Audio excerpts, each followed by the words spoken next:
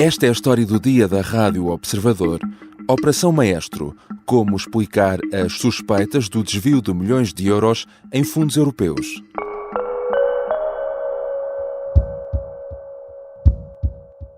As suspeitas recaem sobre 14 projetos cofinanciados por subsídios da União Europeia, executados entre 2015 e 2023, no valor de quase 40 milhões de euros. São quase 40 milhões de euros que terão sido obtidos de forma indevida, lesando o Estado e a União Europeia. A Polícia Judiciária lançou esta terça-feira uma mega-operação de buscas na Grande Lisboa, Porto e outros distritos do país. Em causa estará um esquema suspeito de criação de estruturas empresariais no âmbito do setor do têxtil para receber dinheiro dos fundos europeus através de candidaturas com despesas fictícias ou inflacionadas. Entre os suspeitos estão o empresário Manuel Serrão, conhecido também pela sua atividade nos média, e ainda o jornalista Júlio Magalhães. Quais os contornos e dimensão da Operação Maestro? Que suspeitas estão em causa e como surgiu a investigação? São questões para a conversa com Luís Rosa, redator principal do Observador, jornalista que acompanha habitualmente as questões de justiça. Eu sou o João Santos Duarte e esta é a história do dia de quarta-feira, 20 de março.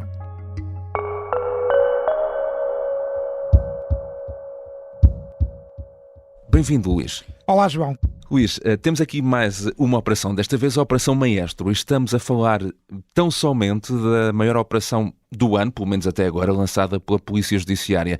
Dá-nos a ideia da dimensão desta operação. Enfim, quantas buscas foram realizadas, onde aconteceram, quantos meios estiveram envolvidos? Respondendo de forma exata às tuas perguntas, bom, foram realizadas 78 buscas judiciais, sendo que 31 foram buscas domiciliárias, ou seja, a casa dos visados, e 47 não domiciliárias, nomeadamente a sedes sociais de várias empresas. Aconteceram na Grande Lisboa, no Grande Porto, no distrito de Aveiro e da Guarda, e estiveram envolvidos cerca de 306 pessoas afetas à Polícia Judiciária, sendo que a maioria eram inspectores. Antes de falarmos dos suspeitos, vamos tentar contextualizar melhor também o que está aqui em causa. Estamos a falar de um dos principais programas de distribuição de fundos europeus em Portugal, o Compete 2020. Que programa é este e o que é que envolve? Vamos começar por dizer que é um dos principais programas operacionais do Portugal 2020. Entre 2014 e 2022 teve uma dotação original de 4,4 mil milhões de euros, que subiram, este valor original subiu para 1,8 mil milhões de euros com a crise pandémica. O que é que faz? Tem como objetivo reforçar, e aqui estou a citar o site do Compete 2020, tem como objetivo reforçar a capacidade de investimento das empresas portuguesas, estimulando a competitividade da economia, a aposta na inovação, a presença no mercado internacional e a criação de emprego. E é liderado desde 2020 por um académico chamado Nuno Mangas. E assim sendo, então, o que é que está agora aqui em causa com esta Operação Maestro? Está em causa um alegado esquema de fraude de fundos europeus que tem duas características. Em primeiro lugar, estão em causa desvios de fundos do Compete 2020, que é um programa operacional, como acabamos de ver, ligado ao apoio de empresas, nomeadamente na sua internacionalização. Em segundo lugar, estará em causa um alegado empolamento de despesas para justificar o pagamento dessas faturas por parte do Compete 2020. Ou seja, isto é um esquema clássico dos fundos europeus que se pode resumir assim. As empresas candidatam-se aos fundos europeus, em caso de aprovação, realizam as suas despesas e apresentam faturas das mesmas às entidades gestoras dos programas operacionais para que seja possível, das duas uma, receberem um adiantamento ou receberem um reembolso dos fundos europeus propriamente ditos. Ora, qual é o problema aqui? O problema é que as empresas e entidades às quais Manuel Serrão está ligado terão empolado essas despesas. Ou seja, há suspeitas de faturas falsas, ou com serviços não prestados, ou com faturas que têm valores empolados. Daí que estejam em causa precisamente crimes relacionados com o desvio dos fundos europeus. Já agora estamos a falar aqui então de fundos europeus. Porquê é que se chama a Operação Maestro? Bem, em primeiro lugar, como todos sabemos, isto é uma informação do conhecimento geral, a Polícia Judiciária sempre que faz uma operação batiza, dá um nome sempre particularmente criativo. Por acaso na Operação da Madeira, aquela que marcou a atualidade, não houve nome porque o Diretor Nacional da Polícia Judiciária não o aprovou. Mas neste caso, chama-se Maestro. E porquê?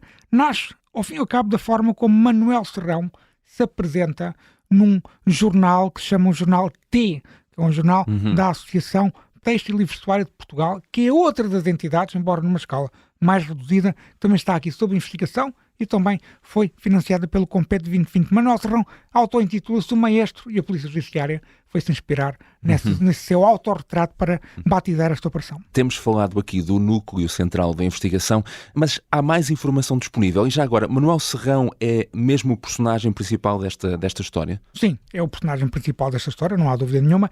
E há mais informação que, por acaso, chegou ao meu conhecimento precisamente quando gravávamos este programa. Vamos começar por explicar que o que está aqui em causa é a atividade da Associação Seletiva Moda, ou seja, a associação que gera um evento que é conhecido, é o evento Portugal Fashion, e outros eventos ligados também à moda e à indústria têxtil. Ou seja, esta Associação Seletiva Moda é a principal beneficiária das 14 candidaturas que foram feitas aos fundos do Compete 2020. São cerca de 38,7 milhões de euros dos 38,9 milhões de euros que estão aqui em causa. Depois há também uma segunda entidade com a qual Manuel Serrão tem uma ligação direta, que é a tal Associação de Têxtil e Vestuário de Portugal, que ainda há pouco falávamos a propósito do nome da operação. Sim. E que também ganhou cerca de 1,1 milhões de euros em fundos europeus. E depois há mais duas entidades que estão ligadas a pessoas que são conhecidas na cidade do Porto, António Sousa Cardoso e António Branco Silva, empresários que também têm uma ligação à indústria têxtil do Norte e que são visados também nestas suspeitas da Polícia Judiciária,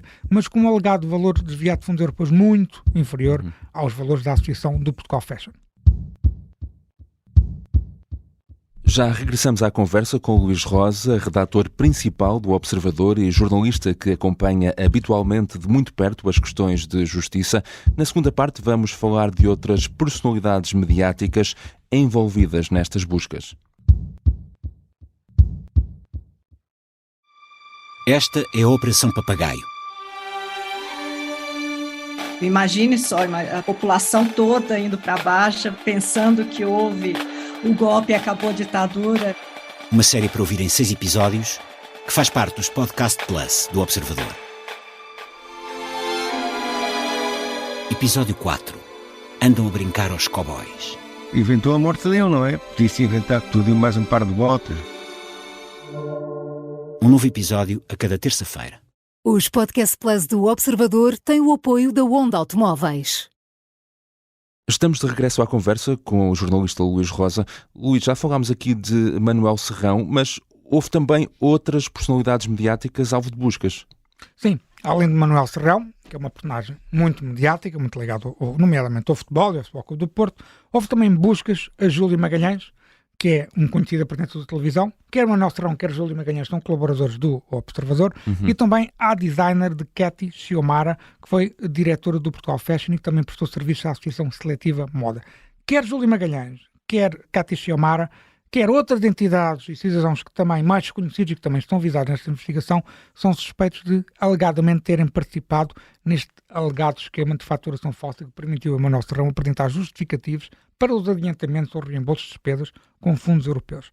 Sendo que Júlio Magalhães também é suspeito de alegadamente ter participado noutro esquema de fraude que passou por adquirir empresas que prestavam, ou, no entender da Judiciária, não prestavam, serviços às entidades beneficiárias destes fundos europeus. Mas uma das grandes questões aqui é: há de facto suspeitas do aproveitamento pessoal de fundos europeus?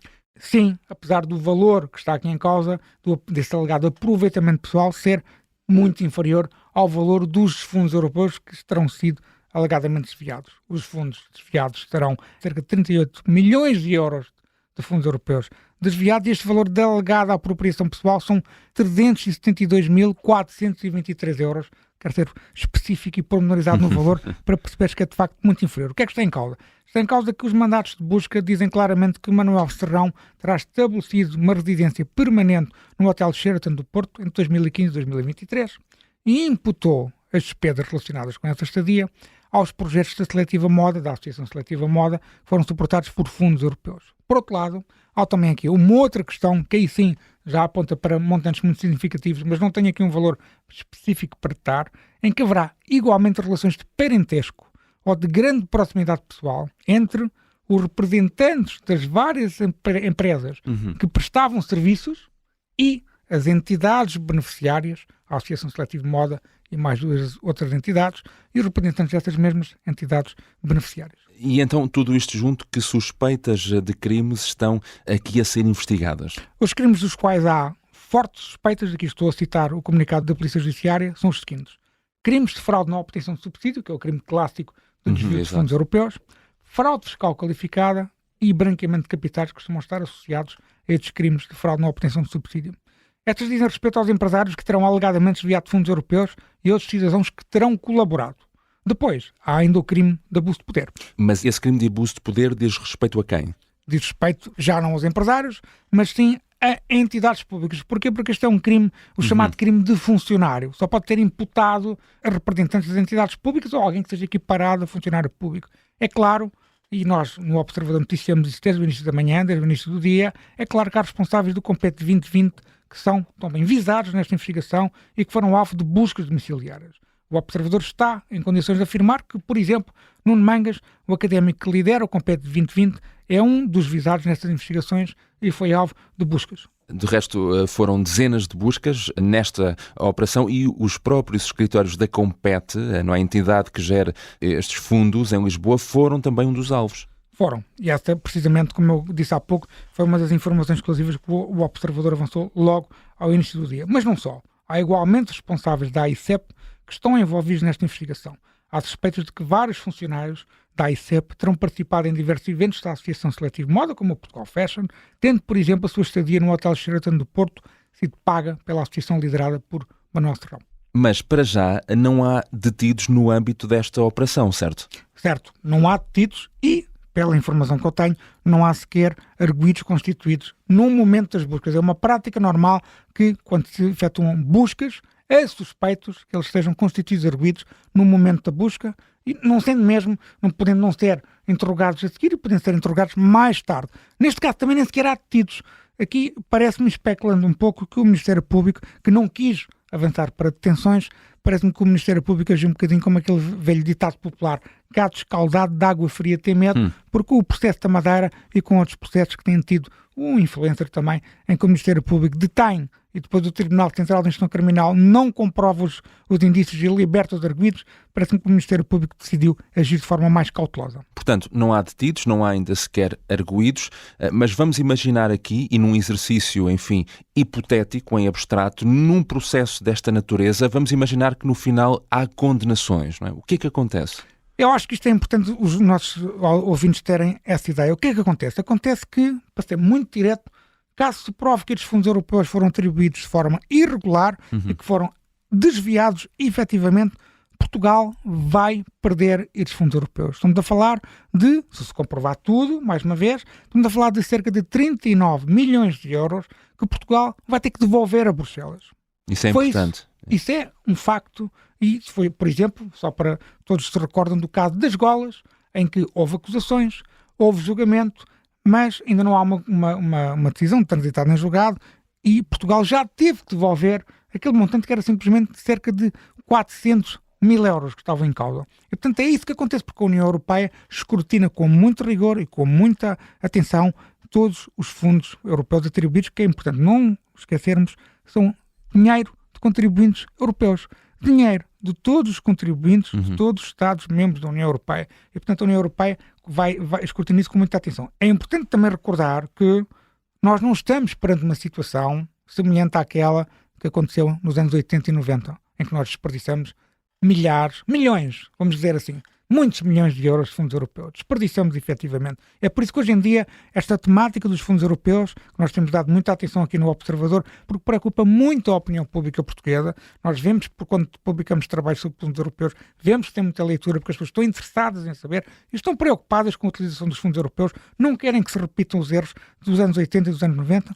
É importante dizer que nós não estamos numa situação semelhante aos anos 80 e 90. Vou só dar um dado para nós concluirmos. O Organismo Europeu de Luta Antifraude, a OLAF, que escrutina estas matérias, divulgou, por exemplo, em 2023 que recebeu 1.410 irregularidades de Portugal até 2022, sendo que apenas 3% são suspeitas de fraude. Mas como os responsáveis do Compete 2020 disseram hoje e afirmaram esta terça-feira, é importante o máximo rigor na utilização dos fundos europeus. Nós temos que cumprir e temos que usar devidamente os fundos europeus para sermos mais competitivos enquanto economia, enquanto país. Obrigado, Luís. Obrigado, João.